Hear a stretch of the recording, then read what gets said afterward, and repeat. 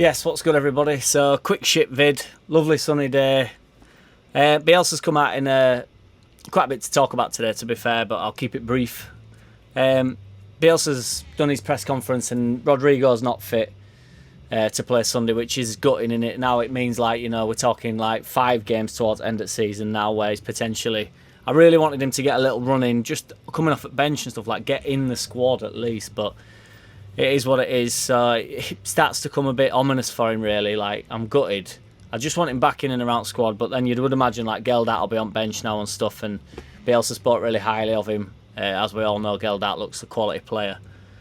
And Raf's still not training, so he's a big doubt for Sunday as well, which I spoke to my brother and he was saying, if Raf's fit enough, he starts. He can't see him being on bench if he's not fit enough, like, as in, it's either he starts, like Phillips, either starts or he doesn't feature, do you know what I mean? So it's one of them. So that's a shame.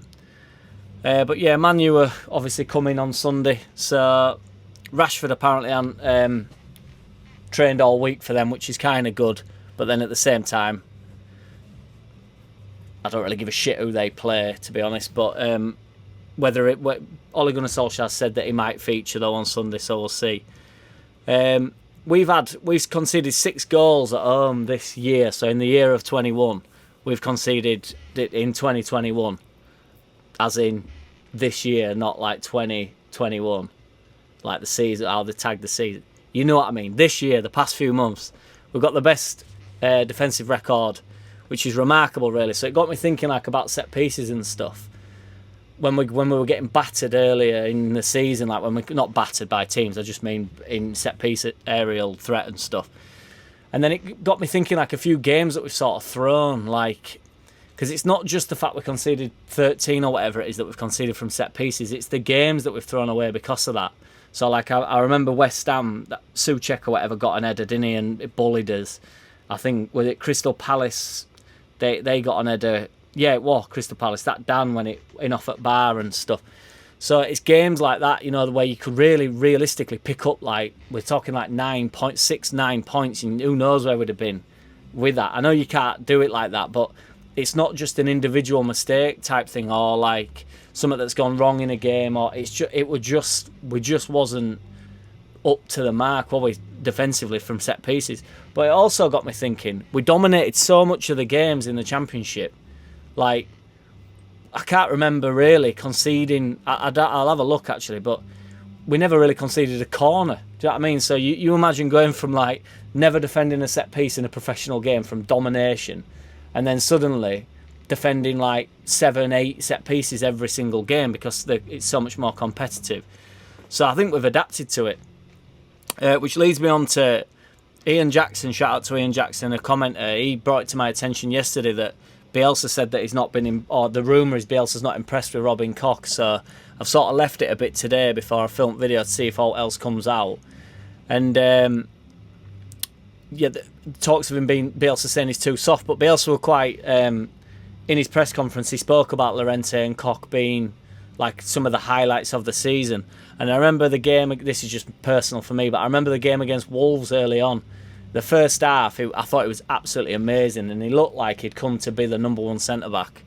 But then, to be fair, Llorente's come in, hasn't he, later on in the season, and he just undoubtedly is the number 1 centre-back. He's absolute different gravy in him. But yeah, so Bielsa spoke kindly of him, but there's loads of articles now today. There were only a few yesterday. There's loads today, like just an hour ago, talking about it. So I don't know whether it's...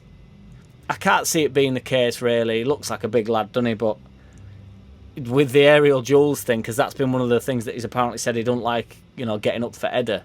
And then, then you start thinking, well, these set pieces that I've just discussed, he was in and around for that one, and Virgil van Dijk bullied him against Liverpool a couple of times, and I don't know.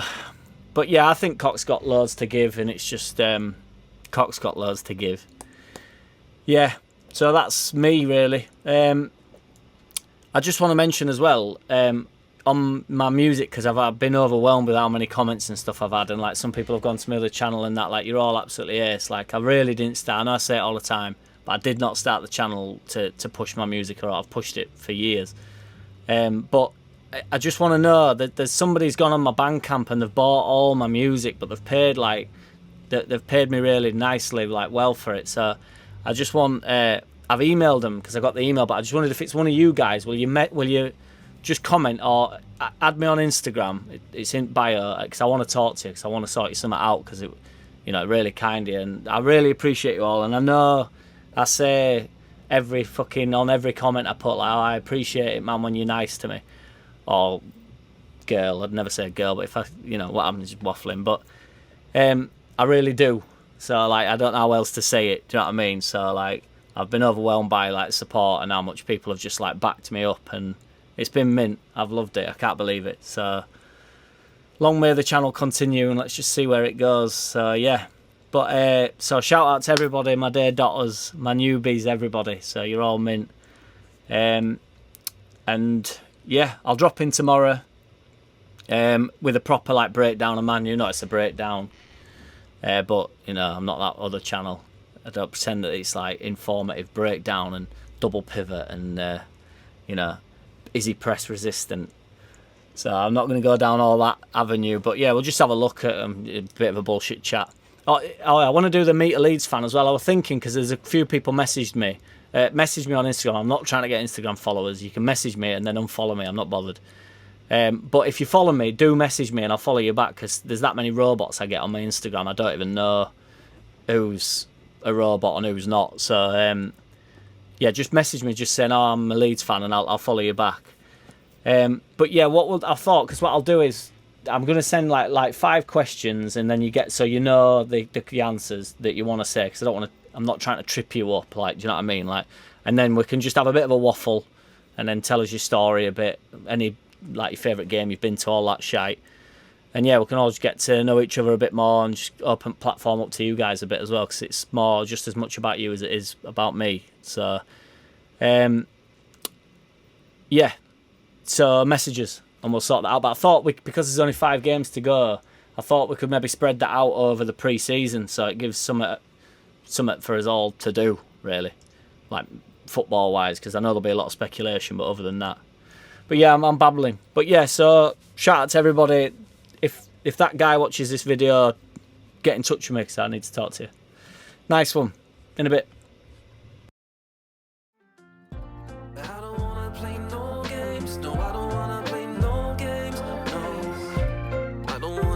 Promises, you do you and I'll do me, that's just the way it is. Don't wanna ever feel surprises, why I ask no